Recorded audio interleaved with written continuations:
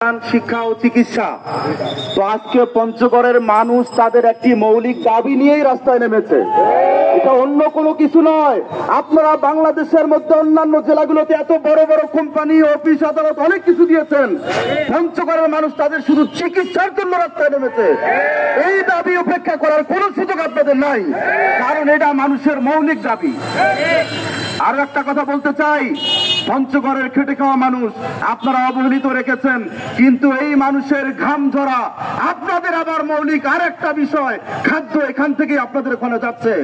সুতরাং আমাদের ঘাম ঝরা খাদ্য যদি আপনাদের ওখানে যেতে পারে, তো এদের চিকিৎসার ব্যবস্থা করা কি আপনার দায়িত্ব নয়? মাননীয় প্রধান উপদেষ্টা, আপনাকে শুধু এতটুকুই বলতে চাই, আপনি হয়তোবা আজকের ভিডিওটা দেখবেন, কিন্তু আজকে নয়, কয়েকদিন থেকেই পঞ্চগড়ের মানুষ এখানে প্রতিনিয়ত রাজপথে আন্দোলন করছে। এবং আজকে যারা সমন্বয়ক রয়েছেন, আপনারা যারা রয়েছেন, ওনারা যখনই ডাক দিবে আপনারা নামতে রাজি আছেন না নাই? ওনাদের আরো যত কার্যক্রম রয়েছে সমস্ত কার্যক্রমে আমরা একাত্মতা ঘোষণা করছি। এবং আমরা নতুন বিলম্বে মাননীয় প্রধান উপদেষ্টার মাধ্যমে একটি প্রজ্ঞাপন আকারে জানতে চাই যে হাসপাতালটি পঞ্চগড়েই হবে।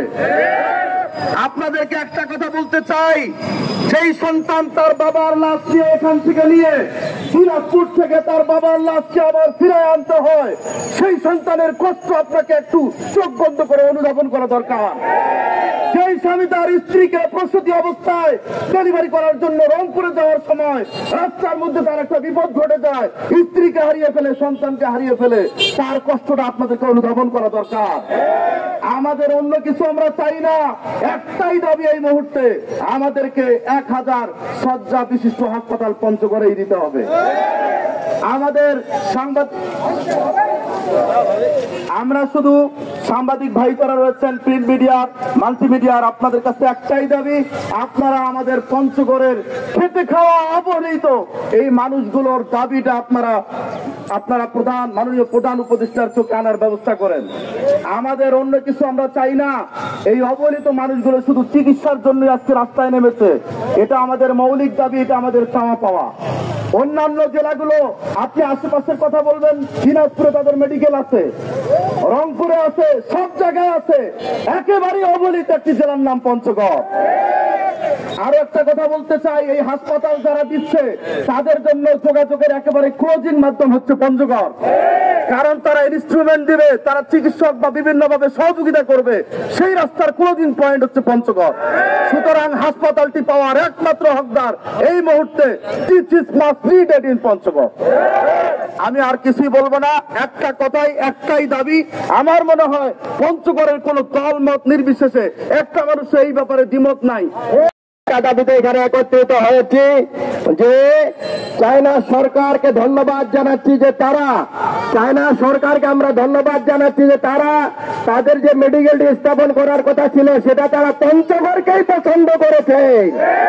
সুতরাং সেই মেডিকেল কলেজটি পঞ্চগড়ে স্থাপিত করতে হবে। পঞ্চগড় ছাড়া অন্য জায়গায় স্থাপিত হলে পঞ্চগড় জনগণ, পঞ্চগড়ের বাবার মুসল্লি জনতা, ছাত্র জনতা এটা কখনো মেনে নেবে না। যে বৈষম্যের জন্য আন্দোলন হলো, আমাদের পঞ্চগড়ের শহীদ সাগর দিবস দিল, সেই পঞ্চগড় যদি বৈষম্য হয় আমরা সেটা কখনো মেনে নেব না। আমরা চাই চায়না সরকারের যে বাংলাদেশ চায় না যে পৈতৃক মেডিকেল কলেজটি 1000 শয্যা বিশিষ্ট পঞ্চগড়ে নির্মাণ হওয়ার কথা আমরা প্রধান উপদেষ্টা, স্বাস্থ্য উপদেষ্টা বরাবর বিরুদ্ধে অনুরোধ করতে চাই। আপনারা বৈষম্য না করে, আমরা যতই অবহেলিত হই, যতই সর্ব উত্তরে বসবাস করি, যতই আমরা পঞ্চগড়ের সর্বশেষ জায়গায় বাংলাদেশে থাকি না কেন, আমাদেরকে দিয়েই বাংলাদেশের এক আসল চিন্তা করতে হয়।